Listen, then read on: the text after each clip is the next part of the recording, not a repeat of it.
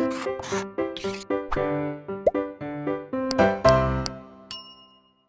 Students, welcome back to Blueprint Digital. आज की इस वीडियो में हम पेंटोज फास्फेट पथ या हेक्सोज मोनोफॉस्फेट शंट के बारे में पढ़ेंगे। वीडियो को स्टार्ट करने से पहले हमारे चैनल को सब्सक्राइब करें और बेल आइकन दबाना न भूलें, जिससे हमारे लेटेस्ट वीडियोस की नोटिफिकेशन आपको प्राप्त होती रहे। अब हम आज के टॉपिक पर आते हैं। पेंटोज फास्फेट पथ या हेक्सोज मोनोफॉस्फेट शंट को अनेक नामों से जाना जाता है। इसे वारबर्ग डिकिंस पाथवे भी कहते हैं, इसे HMP शंट कहते हैं, इसे फास्फोग्लूकोनेट साइकिल भी कहते हैं, इसे कार्बोहाइड्रेट डिग्रेडेशन विदाउट माइटोकॉन्ड्रिया कहते हैं, इसे साइटोसोलिक ऑक्सीडेटिव डीकार्बोक्सिलेशन भी कहते हैं और इसे हैकर्स-रैकर पाथवे भी कहते हैं। ग्लाइकोलाइसिस और क्रेब चक्र यानी कि TCA चक्र कार्बोहाइड्रेट ऑक्सीडेशन का प्रमुख पद होते हैं, प्रमुख स्टेप्स होते हैं, या मेन ऑक्सीडेशन इन दोनों के द्वारा होता है। लेकिन वारबर्ग और डिकिंस ने 1935 में कार्बोहाइड्रेट ऑक्सीडेशन का एक वैकल्पिक पथ की खोज की, जिसे उनके नाम पर वारबर्ग डिकिंस पाथवे भी कहते हैं। ये जो पथ है ये ये प्लांट्स में और कुछ एनिमल टिश्यूज़ में होता है, जैसे लीवर में, मेमरी ग्लैंड्स में, एडिपोज टिश्यू में और कुछ माइक्रोब्स में वारबर्ग डिकिंस पाथवे होता है। ये पाथवे होता कब है? जब NADH2 की जो रिक्वायरमेंट होती है, आवश्यकता होती है, वो बॉडी में अधिक हो जाती है विभिन्न प्रकार के बायोसिंथेटिक प्रोसेस के लिए। दूसरा, जब EMP पाथवे ब्लॉक्ड हो जाता है, यानी कि ग्लाइकोलाइसिस ब्लॉक्ड हो जाती है आयोडो एसीटेट से अथवा किसी अन्य केमिकल से, या माइटोकॉन्ड्रिया कोई अन्य कार्य करने में व्यस्त होता है, तब ये पथ होता है। और मोस्ट ऑफ द इंटरमीडिएट जो होते हैं इस के वो केल्विन साइकिल के समान होते हैं। लेकिन पेंटोज फॉस्फेट पथ जो होता है वो एक एम्फीबॉलिक और एक ऑक्सीडेटिव प्रोसेस है, अर्थात इसमें कैटाबॉलिज्म यानी कि बड़े मॉलिक्यूल का छोटे में टूटना और एनाबॉलिज्म यानी कि छोटे मॉलिक्यूल से बड़ा मॉलिक्यूल का बनना दोनों साथ साथ होते हैं, और ये ऑक्सीजन की प्रेजेंस में होने वाली क्रिया है। एक ATP पहले स्टेप में यूज़ होता है, इसीलिए जो 36 ATP बनते हैं 12 NADPH2 से, एक साइकिल में 2 NADPH2 बनते हैं इसमें, तो एक 6 साइकिल में 12 NADPH2 होते हैं और एक NADPH2 से 3 ATP बनते हैं, तो 12 से 36 ATP बनते हैं, उससे एक खर्च होता है, अर्थात कुल जो नेट गेन होता है ATP का वो 35 ATP का होता है।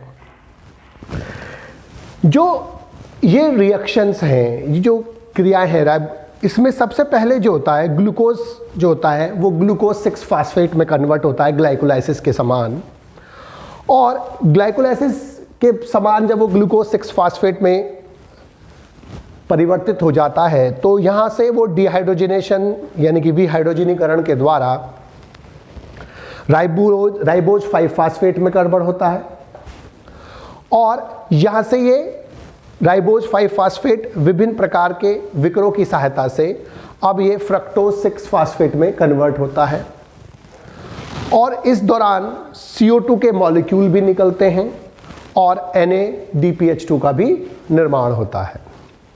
ग्लूकोज 6 फास्फेट जो होता है अब जो बनता है वो नॉन ऑक्सीडेटिव प्रावस्था में डिहाइड्रोजनेशन करता है और राइबोज 5 फास्फेट बनाता है, और जो ये राइबोज 5 फास्फेट बनता है ये एपिमरेज की सहायता से अब ये ज़ाइलुलोज 5 फास्फेट में परिवर्तित हो जाता है। अब जो ये ज़ाइलोज 5 फास्फेट है विभिन्न अभिक्रियाओं के द्वारा फ्रक्टोज 6 फास्फेट का निर्माण करता है, और फ्रक्टोज 6 फास्फेट के साथ 3 फास्फोग्लिसरॉल्डिहाइड भी बनता है। तो फ्रक्टोज 6 फास्फेट कि ये दोनों अंतिम उत्पाद है फ्रक्टोज 6 फास्फेट और 3-फॉस्फोग्लिसरॉल्डिहाइड ये ग्लाइकोलाइसिस में प्रवेश कर जाते हैं और पायरुविक अम्ल का निर्माण करते हैं और नॉर्मल क्रिया आसानी से होती रहती है। पेंटोज फास्फेट पथ में जो ग्लूकोज का एक अणु होता है वो CO2 ग्लाइकोलाइसिस के बिना ही CO2 और H2O में विघटित हो जाता है और इस प्रकार यहाँ पर जो NAD बनता था पहले, वहाँ पर NAD की जगह यहाँ पर NADPH2 होता है। अब जो पेंटोज फास्फेट पथ है इसका फ़ायदा क्या है, सिग्निफिकेंस क्या है, महत्व क्या है? पहली बात तो ये ग्लाइकोलाइसिस का वैकल्पिक पथ है। अगर ग्लाइकोलाइसिस नहीं हो पा रही किसी वजह से तो ये रिएक्शन हो जाती है जिससे श्वसन के लिए जो ATP चाहिए वो श्वसन से जो ATP बनती है वो लगातार प्लांट्स और ऑर्गेनिज्म को मिलती रहती है। दूसरा, ग्लाइकोलाइसिस के जो मध्यवर्ती यौगिक होते हैं वो उनका अपघटन हो जाने से ग्लाइकोलाइसिस बंद हो सकता था। अगर जो ग्लाइकोलाइसिस के मध्यवर्ती यौगिकों का जो अपघटन होता है हो जाने पर वो ग्लाइकोलाइसिस बंद हो सकता था। जब बंद हो जाता है तब वहाँ पर PPP जो होता है पेंटोज फास्फेट पथ लगातार चलता रहता है। राइबोज 5 फास्फेट जो इसमें बनता है वो न्यूक्लिक अम्ल के संश्लेषण में यूज़ होता है। और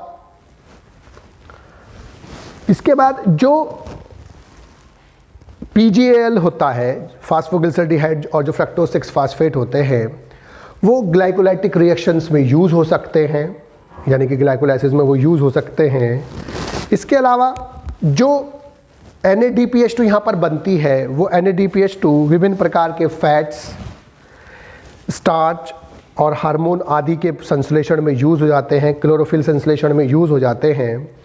इस प्रकार से जितने भी कार्य अब एनर्जी पे डिपेंड होते हैं, NADPH2 उनके लिए एनर्जी प्रदान करता है, अर्थात ग्लाइकोलाइसिस की अनुपस्थिति में ये एनर्जी उत्पादन में हेल्प करता है, विभिन्न प्रकार के पदार्थों के संश्लेषण में यूज़ होता है। तो इस प्रकार से जो सामान्य ग्लाइकोलाइसिस नहीं हो रही होती है तब इन टिश्यूज़ में, इन ऑर्गेनिजम्स में इस वैकल्पिक पथ की सहायता से ग्लाइकोलाइसिस के समान रिएक्शन होती रहती हैं, NADPH2 का निर्माण होता रहता है जिसका जो प्रयोग होता है विभिन्न प्रकार के कंपाउंड्स यौगिकों के निर्माण में होता रहता है। बच्चों, आज की इस वीडियो में बस हम इतना ही पढ़ेंगे।